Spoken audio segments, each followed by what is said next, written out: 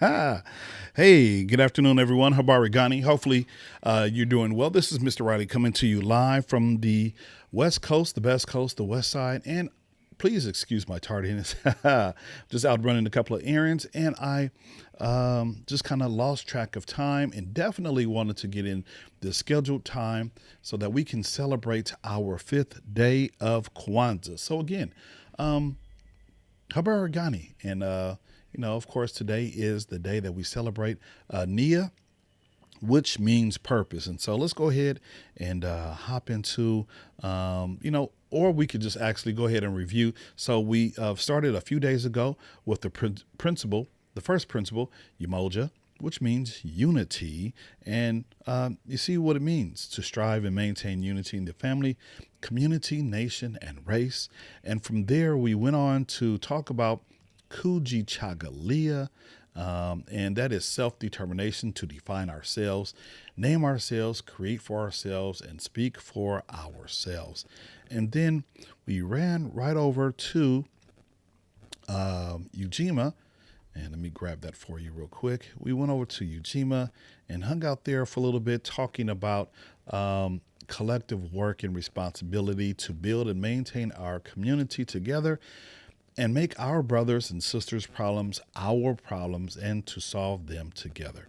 And then from there, we talked about, yesterday, we talked about Ujama, which is cooperative economics, being able to help someone who's in need, definitely supporting our black businesses, the businesses that are in our community. And so to build and maintain our own stores, shops, and other businesses and to profit from them together. And so today brings us to the wonderful principle called Nia. And Nia means to make our collective vocation, the building and developing of our community in order to restore our people to their traditional greatness. And so since today is Nia, let's go ahead and light the Kanara to celebrate, or to as we begin the celebration of the fifth principle of Kwanzaa, Nia. So here we go.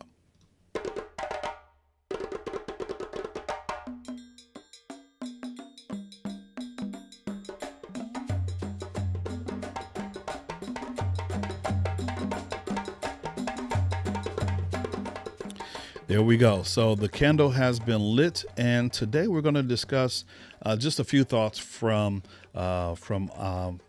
about Nia. And again, I'm using the wonderful text, the wonderful book written by Dr. Karenga, and I've showed it several times. And let me go ahead and show it really quick. So here we are right here. Hopefully you can see. Let me lift it up just a tad. There we are. It should come in focus right about now. Maybe? No? There we go. It doesn't want to focus, but you can see the cover of the book. And so let's go ahead and discuss Nia, and I have a couple of thoughts that I kind of outline. And, if you're here in the live, go ahead and drop some comments. And if you're going to watch the replay, just, of course, you're welcome to drop some comments as well as we kind of work our way through understanding what Nia, what purpose means, and how we can apply it to our lives, not only during this Kwanzaa celebration, but as we move through the beginning of the year and for the rest of the year.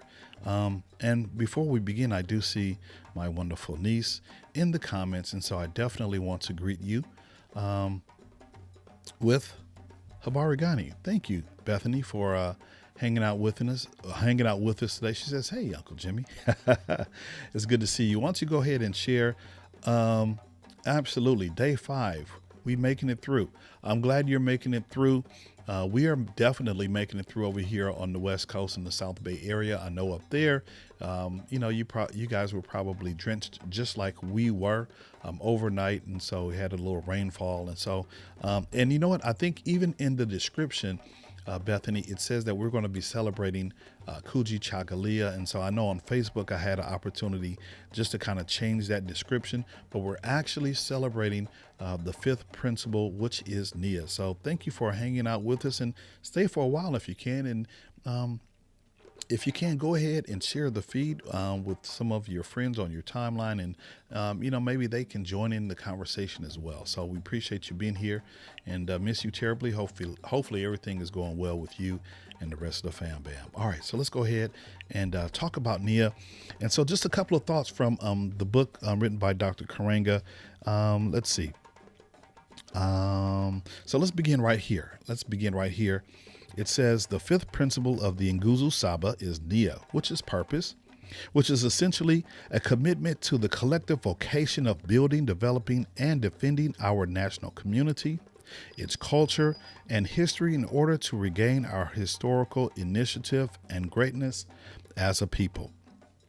That essentially right there is a lot to unpack, right?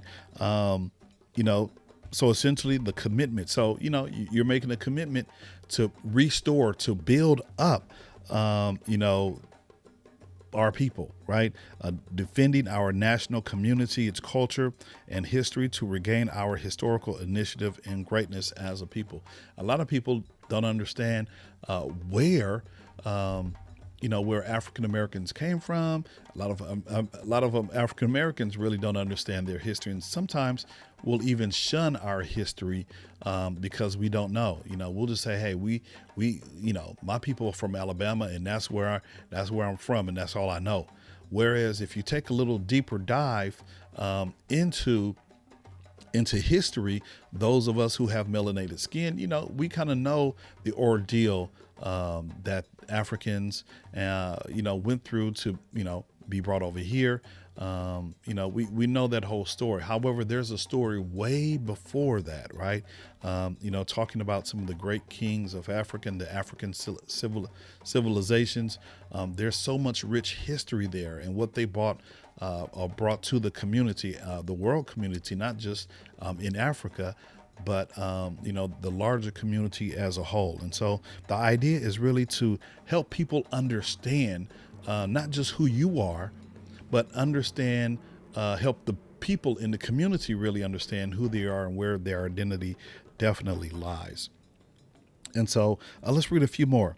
The assumption here is that our role in human history has been and remains a key one.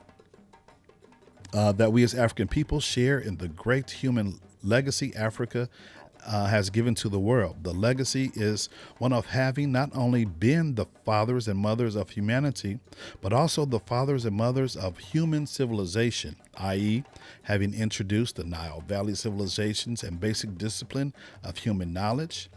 It is this identity which gives us an overriding cultural purpose and suggests a direction. So again, going back to the foundation of the world, right? If we can kind of understand, where we came from, that's going to give us a deeper and better purpose for us to live, not just for ourselves, but helping others to understand that, we came from some wonderful, wonderful people. And yeah, we've gone through an ordeal. We've gone through a struggle. On yesterday, we kind of mentioned the Holocaust of enslavement and, tens of millions of Africans losing their lives in the transatlantic slave trade and all that, and everything that came up after that, right? But before that, there was a purpose, and we need to continue to develop that thought and have people understand that they have a purpose. They have a purpose, and, not allowing the media to tell us what our purpose is. It is incumbent upon us as a community to build ourselves up together. All right, let's read a little bit further. I see a couple of comments here. Let's go ahead and dig in real quick. So Bethany says, purpose equals commitment. Absolutely. You have to be committed. You have to be, they kind of equal out one another, right? You have to have a purpose. You have to be committed to the purpose, because if you're not committed to the purpose, then, what are you doing? And so for your purpose, you have to figure out what your purpose is, right? You have to do some deep digging and understand who you are and what you can be. And then she also says, that's the truth. We have a rich history, Absolutely. And a lot of people don't want to identify with the rich history that we have, but it's there. It's there for us to not neglect it, but for us to embrace. And the more people embrace their cultural identity, their origins, then I think our communities will become a little bit stronger. People beginning to work together just a little bit better because they have that understanding of, going back to the legacy is one of having not only been the fathers and mothers of humanity, but also the fathers and mothers of human civilization. So once we understand that, we can appreciate who we are, and we can begin to create our purpose out of that knowledge. And so here's a couple of another thought that we would like to just share. Dr. Karenga also talks about a little bit earlier in the book about Mary McLeod Bethune and just her impact on our society. So here's his particular thought about Mary McLeod Bethune. He says, the principle of Nia then makes us conscious of our purpose in light of our historical and cultural identity. This again reminds us of Mary McLeod Bethune's point concerning our current status and heirs and custodians of a great civilization. She said, we, as African Americans, must recognize that we are the custodians as well as the heirs of a great civilization. We have, she continues, given something to the world as a race, and for this we are proud to be fully conscious of our place in the total picture of humankind's development. And so, two words that really jump out in that particular passage right there: heirs and custodians, right? And when you think of heir, being an heir to in a family, and we kind of think about that really with the royal family, right? And I would beg to differ that all of us are heirs, heirs. And so if I look at myself in my family, being the father of my my 4 children, they are my heirs. And so what kind of legacy am I going to create for my heirs, for the family members to come after me, right? And then because I am also a son, my parents have left their legacy, and so I'm continuing some of their traditions, and I'm passing those down to my family. And so when you begin to discuss the idea of being an heir, you're passing down good information, especially here, that we can use to equip our younger brothers and sisters about where we came from, about how we should move in the space that we're operating in our communities. So heir is a very, very important word. And then here's the other word, a custodian, right? And so when we think of custodian, we kind of think of someone who's doing a menial task of cleaning, emptying trashes and emptying trash cans and cleaning up after us. But really, a custodian is one who's taking care of something, right? That they have the responsibility of taking care of making sure that everything is in place, so that when people come, or if we look at a business, in my mind, I'm thinking about a hospital. I used to work in a hospital a couple of years ago, and we had custodians who would operate in different shifts, right? And so when you think about some of those custodians, they would mop the floors, empty the trash, and all the kind of just making sure that everything was looking fine, especially if the next group of employees were going to come on staff and work in that particular area, right? And so we have to be the custodians to take care of our history and pass down that knowledge and information to those who are under us. But again, we have to understand, that's that phrase, we have to understand the assignment that we're given. Being a custodian is not just cleaning up and just no, it's a very, very important task. And so once we realize that we have something to pass on, we have something to take care of, to pass on to our heirs, then that's going to be a very, very vital key.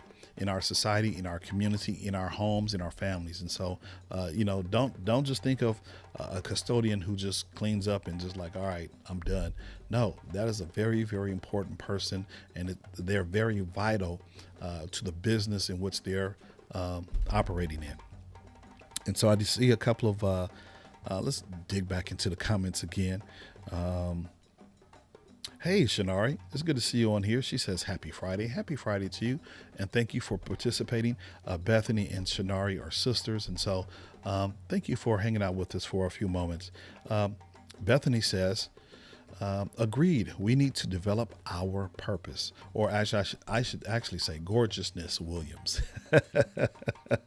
And then she also adds that we are all heirs. Absolutely. We're all responsible for the information, for cultivating our communities, our homes. And, I'm really stressing in this particular time, really stressing in just making sure that at home we cultivate this information and pass it on, being an heir, passing it on to the generations underneath us. And even, if we need to educate and equip those above us, then that's a wonderful opportunity as well. And so being a custodian, being an heir is very, very important.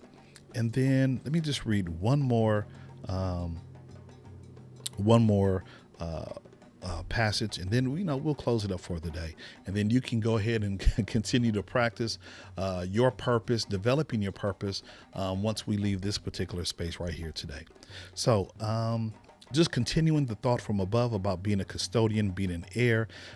This means first that we must not simply receive the legacy as a formal historical and cultural transmission, but recognize and respect its importance. Secondly, it means that far from being simple heirs, we are also custodians, and this implies an even greater obligation.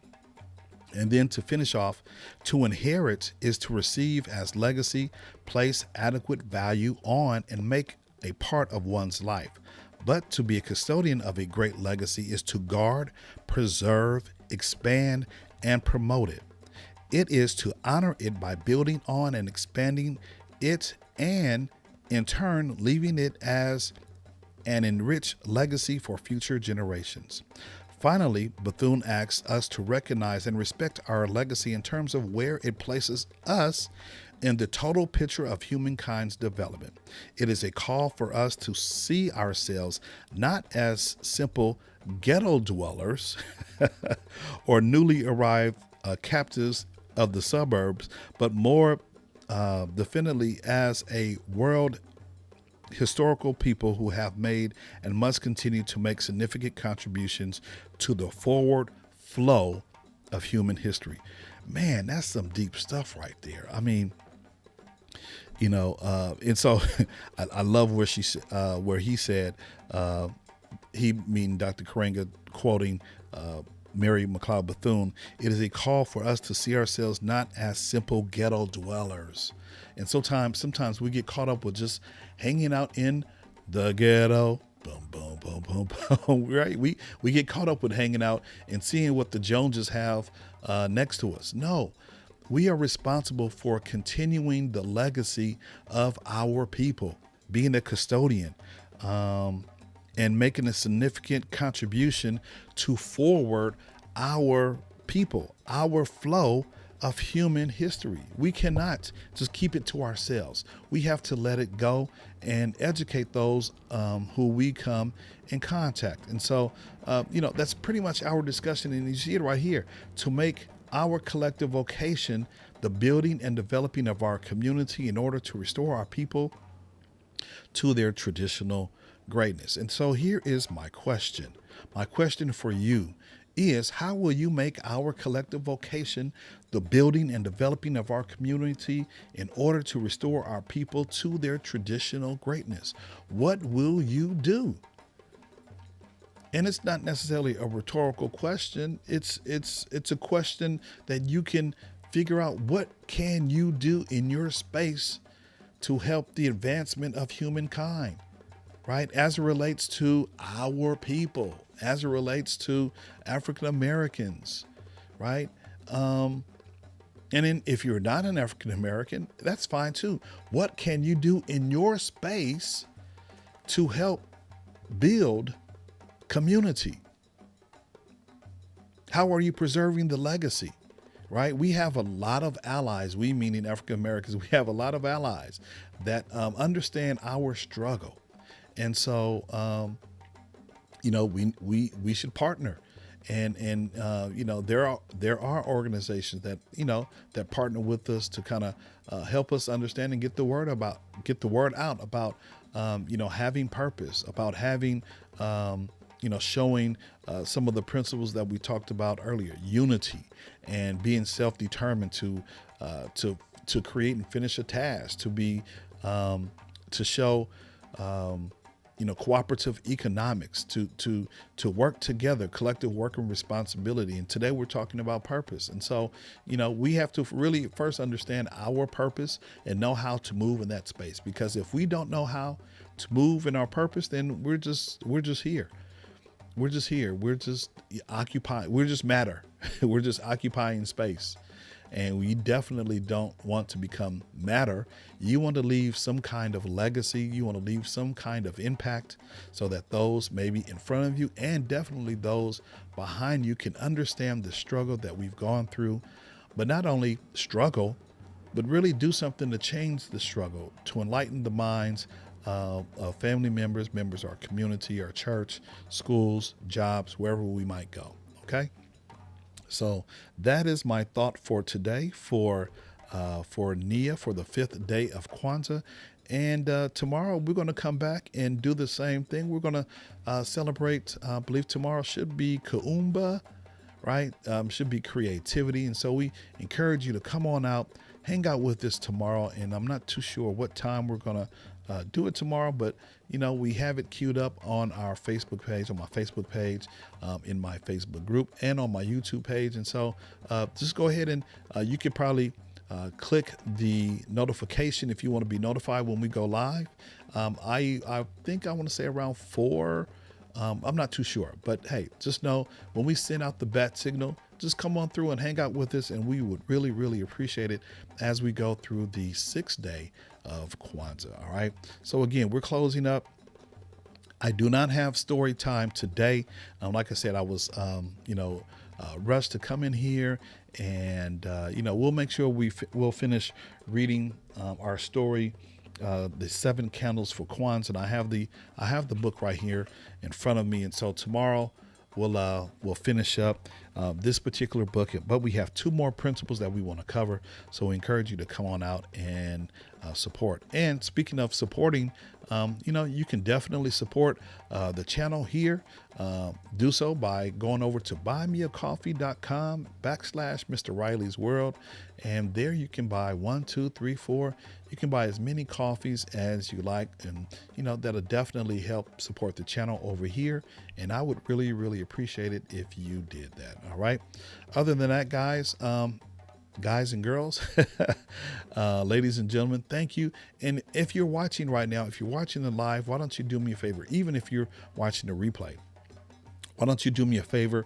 Go ahead and smash that thumbs up button for me. If you're watching on YouTube, that'll be great. And then also, if you're watching on YouTube, if you want to subscribe to the YouTube channel, you can, leave a comment, like, subscribe, and also hit that notification bell. And like I said earlier, you'll know when we drop a brand new video or happen to go live. So, we hope that you enjoyed the rest of the day. And we also hope that you found some value in what we had to say today. I see a last few comments. Thank you, Gorgeousness Williams. I really appreciate you being here for the duration. And like I said, again, continue to understand what your purpose is and how you can serve your family, your community, wherever you might be. Okay. And so we appreciate you. We're going to close out with relighting the candle again, and we'll see you in the next video. Okay. Take care.